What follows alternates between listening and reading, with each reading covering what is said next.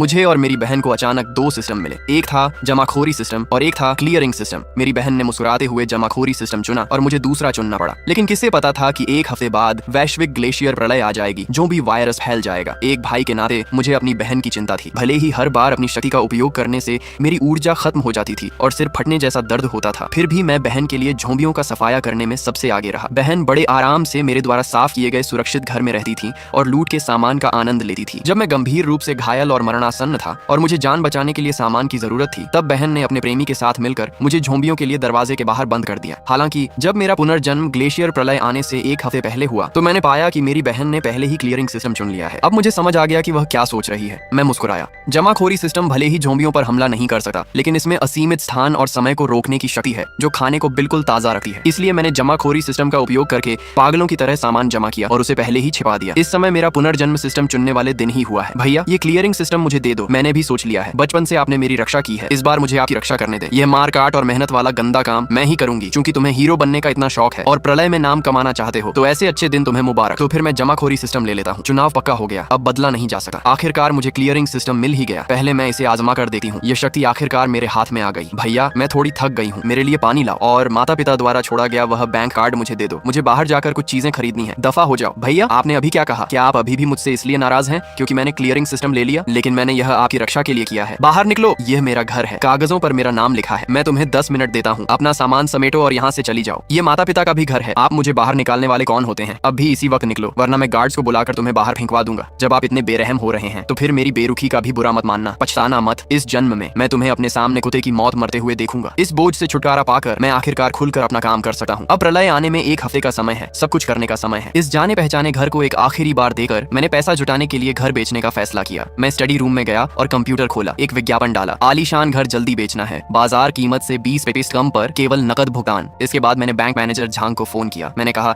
मुझे लोन चाहिए, मैं कंपनी के शेयर और ये घर गिरवी रखना चाहता हूँ, जितनी जल्दी हो सके, ब्याज दर चाहे जो भी हो। महज एक दिन में मैं एक पागल जुआरी की तरह बन गया। अलग अलग तरीकों से मैंने 1.6 करोड़ रुपए जुटा लिए। मैं अपने लिए एक बिल्कुल नया बंकर बनाने की तैयारी में था। मैंने पेंटसाई सिटी ऐप का इस्तेमाल किया और शहर के बाहर एक पुरानी संपत्ति ढूंढी जहाँ एक विशाल भूमिगत कोल्ड स्टोरेज था। दीवारें 1 मीटर से ज्यादा मोटी थी, जो तापमान बनाए रखने के लिए ही बनाई गई थी। बस थोड़ा सा सुधार करने पर वह एक प्राकृतिक बंकर बन सकता था। फिर मैं गाड़ी चलाकर वहाँ पहुंचा। मालिक, किराया दे दिया है, देख लीजिए। मिल गया बेटा, ये चाबियां हैं, संभाल कर रखो। मैं उस विशाल भूमिगत कोल्ड स्टोरेज में गया। मन ही मन कहा, सिस्टम, इस जगह को स्कैन करो। स्कैन पूरा हुआ। अर्धबंद भूमिगत स्थान मिला। सुरक्षित घर के लिए बुनियादी शर्तें पूरी हैं। क्या स्थान को लॉक कर दिया जाए? लॉक कर दो। जगह पक्की करने के बाद मैं सीधा गाड़ी लेकर शहर के सबसे बड़े थोक बाजार पहुंचा। सबसे बड़ी अनाज और तेल की दुकान में गया। मालिक, आपके पास कितने चावल हैं? मुझे सब चाहिए। क्या आप मजाक कर रहे हैं? मैंने एक ब्लैक कार्ड निकाला और मेज पर रख दिया। सारा माल मेरे बताए हुए गोदाम पर भेज दो, मैं अभी ट्रक लोड करवाता हूँ। अगले 3 घंटों तक मैंने बाजार में पागलों की तरह खरीदारी की। रात होते ही पहली खेप अनाज और तेल से लदे भारी ट्रक पश्चिमी उपनगर की पुरानी फैक्ट्री में पहुंचे। मजदूरों ने सामान उतारा और चले गए। विशाल कोल्ड स्टोरेज में सामान का पहाड़ लग गया था। मैंने अपना हाथ उठाया